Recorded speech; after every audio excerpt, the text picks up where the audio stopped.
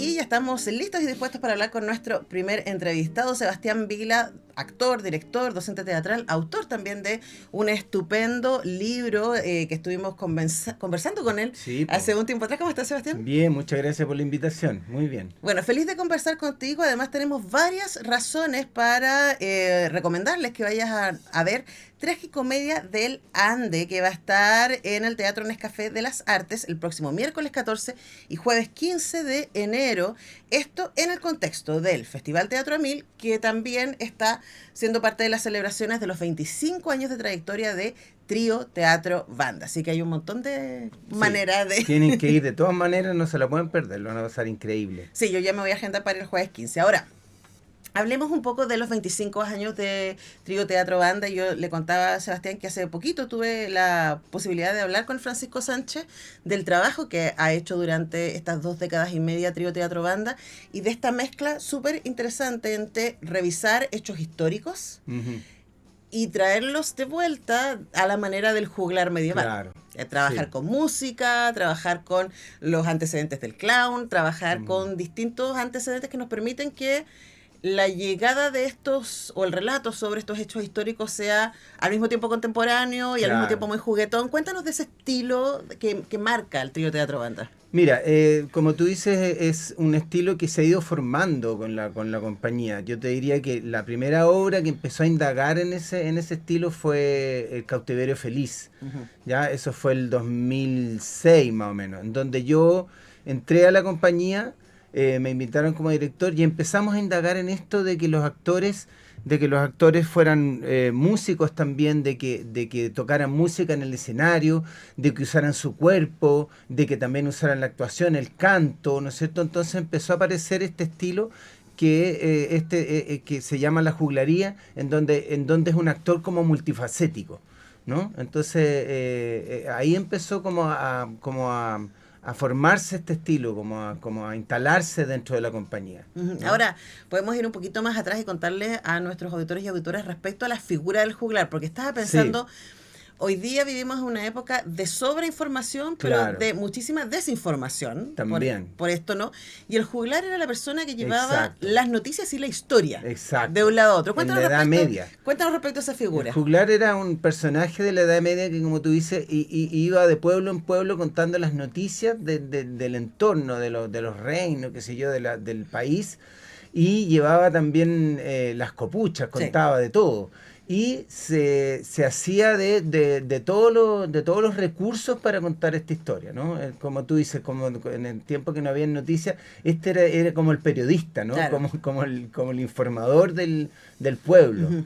¿Sí? Era el cronista, además. Era un cronista, claro. Pero lo interesante del juglar, yo creo, era que... y creo que también hay una cosa ahí como que este disparate termina siendo súper subversivo en términos políticos, porque el juglar... ponía en cuestión también el poder de manera constante, claro, ¿no? Como que lo cuestionaba. Y nosotros también hacemos lo mismo. O sea, también ahí hay una herencia del juglar en lo que hacemos nosotros en Trío Teatro Banda, que tomamos la historia desde un punto de vista crítico, ¿no? O sea, la historia oficial, la historia de los libros, Barros Arana, por decir uno de los historiadores como más oficiales, nosotros reinterpretamos esa historia y la tomamos desde un punto de vista crítico, ¿no? O sea, cómo la historia también se cuenta del lado de los poderosos, de los vencedores, y no de los vencidos, ¿no? Por ejemplo, en la obra Pedro Valdivia, nosotros tomamos el punto de vista de los vencidos, o sea, de los mapuches, o sea, de cómo Pedro Valdivia llegó siendo un conquistador, un usurpador, ¿no es cierto?, un genocida, ¿no? Eso en los libros de historia oficial no se dice que Pedro Valdivia fue el gran conquistador, ¿no es cierto?, que llegó a civilizar Chile, pero no se dice que llegó a robar y a destruir, ¿no es cierto? Entonces, ese es el punto de vista más crítico que nosotros le damos a la historia, ¿no es cierto?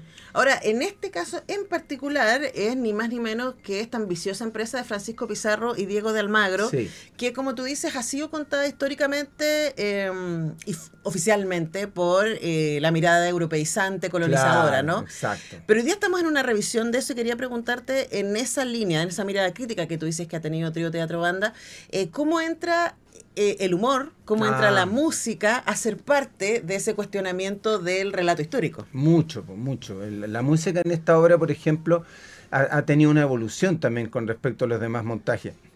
hemos ido transitando y evolucionando cada vez más como hacia la ópera o hacia el musical. Ajá. La tragicomedia es más musical que las obras anteriores, ¿no? Entonces eso por un lado, la música ya, los instrumentos, por ejemplo, los actores tocan instrumentos, pero además hay músicos en vivo que tocan, Simón Triver y Lucho Barrueto, que tocan música en vivo.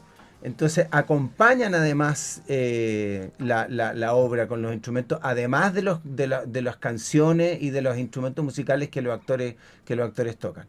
Y además está el elemento del humor, como tú dices, ¿no? O sea, el humor siempre ha estado en todas las obras de trío, teatro, banda, el humor como forma como de también de elemento de recurso crítico. También la gente se ríe de estos personajes sacralizados de la historia, se ríe de ellos y así también tiene la posibilidad de distanciarse, ¿no? De tomar distancia, de verlo desde un punto de vista más crítico, ¿no es cierto? Entonces el humor está muy presente. Bueno, es como el nombre lo dice, tragicomedia, o sea, es tragedia, porque todo lo que implica la captura de Atahualpa, la muerte, las traiciones, también están combinadas con el humor, ¿no es cierto? Con la risa, ¿no? Entonces es un doble lenguaje que se usa en la obra. Y claro, me imagino que también ahí aparece el absurdo, ¿no? Claro. Porque uno piensa, a ver, si nos distanciamos un poco, y hoy día, por supuesto, hay un momento de revisionismo muy interesante respecto a esa lógica épica, ¿cierto? De estos grandes hombres que vinieron de España, y uno empieza a abrir un poquito, bueno, tan grandes no eran, eran bastante alocados. Claro. Y claro, y cruzar los Andes, cruzar el desierto, sí, para llegar por esto. Uno dice así como, de verdad, la gente está claro, sin saber a dónde iban a llegar. O sea, claro. Uno ya sabe que si va a cruzar el desierto de Atacama van a ser, si van a auto varias horas, de nada, pero estos tipos no sabían hacia dónde ni cómo. Entonces, hay un nivel de locura y de absurdo que es muy importante, y quería preguntarte, Sebastián, como director, cómo eso, además de estar en la música, además de estar en la narrativa y en las actuaciones, también aparece en la puesta en escena. Sí, claro. Tiene mucho de absurdo. Está la gesta, toda la conquista española era de un nivel de sacrificio, de riesgo y de aventura que era como de loco, ¿no es cierto? Era absolutamente irracional, y la ambición, ¿no es cierto? Entonces, eso también está muy presente en la obra. Este nivel de desquicio de los conquistadores, y sobre todo en esta, por ejemplo, cuando capturan Atahualpa, es un ejército, eran 142 españoles que llegan a la ciudad de Cajamarca, en Perú, donde está Atahualpa, y se enfrentan a un ejército de, no sé, de 15.000 soldados incas, y no tienen ninguna posibilidad de ganar. Pero Pizarro les dice a su hombre, lo vamos a hacer, aunque parezca imposible, lo vamos a hacer porque nosotros tenemos los caballos y tenemos los cañones, ¿no? Entonces tenían la tecnología suficiente como para vencer a este ejército increíble de Inca, pero era una empresa absolutamente desquiciada también. Entonces el desquicio, el absurdo, la locura está presente en la conquista en todo momento.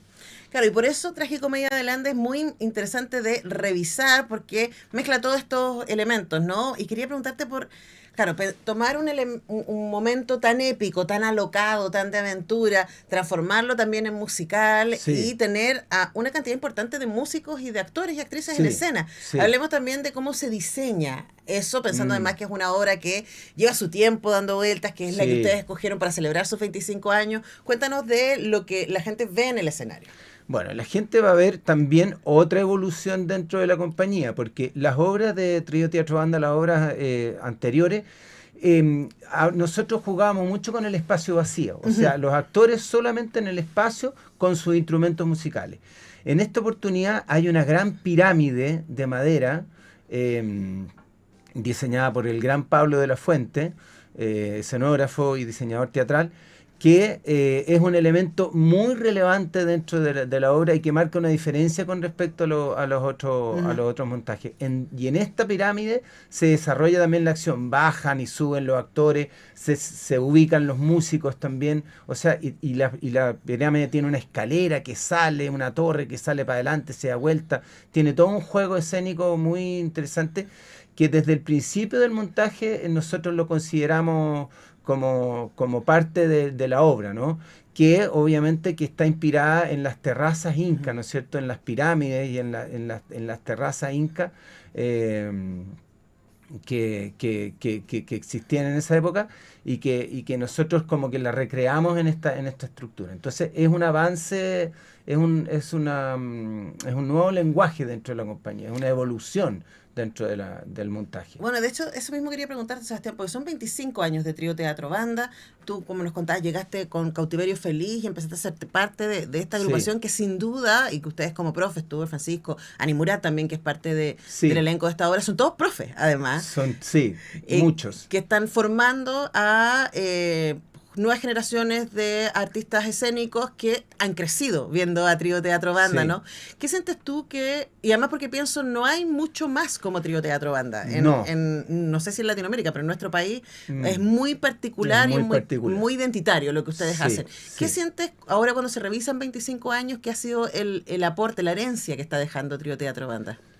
Bueno, muchas cosas, yo te diría, el rigor primero que nada, la cantidad de tiempo, el rigor, el amor al teatro, ¿no es cierto? La seriedad en el trabajo, ¿no? El profesionalismo, yo te diría. Eso es la primera herencia que tiene el trío teatro, la cantidad de años de una compañía profesional, de un gran nivel actoral, escénico, musical, sobre todo, ¿no es cierto? El rigor, la disciplina, yo te diría.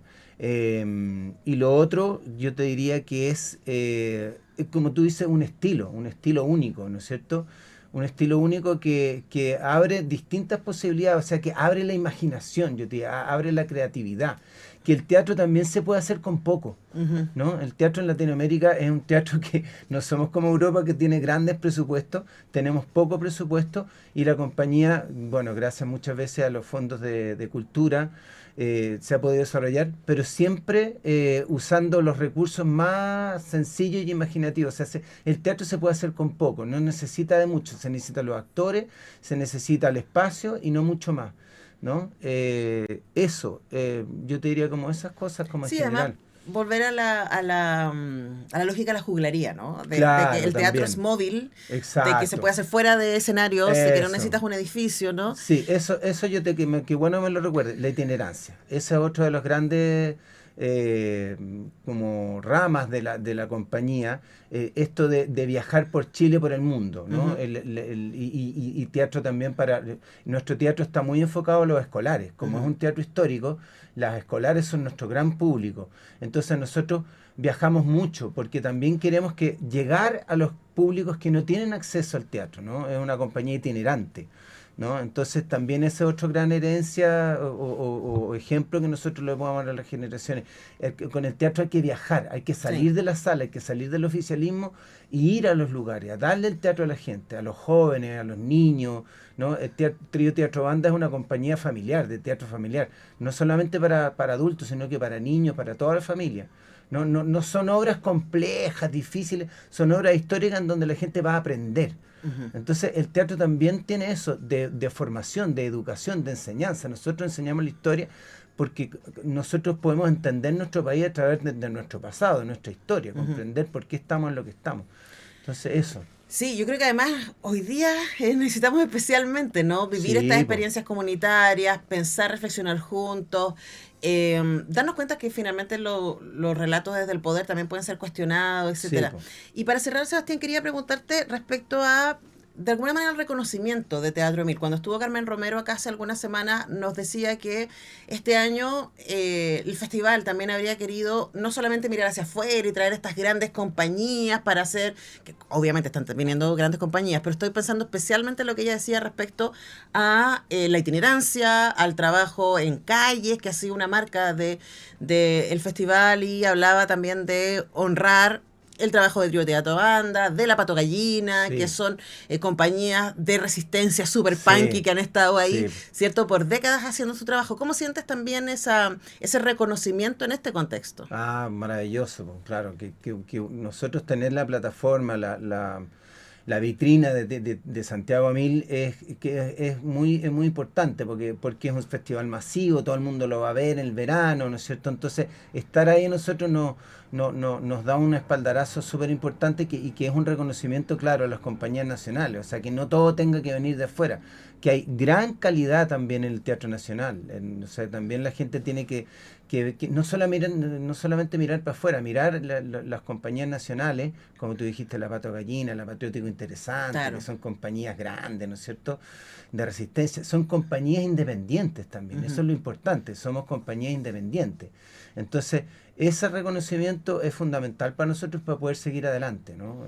Sí, además viniendo a mí me parece, el equipo de la Fundación Teatro Amil, que son gente que están mirando el teatro mundial y que Sí, están po. diciendo, a ver, pero no hay nadie que está haciendo lo que hace Trío Teatro Claro, Banda, claro, o en su momento Teatro Cinema, o exacto, La Pato Gallina, ¿cierto?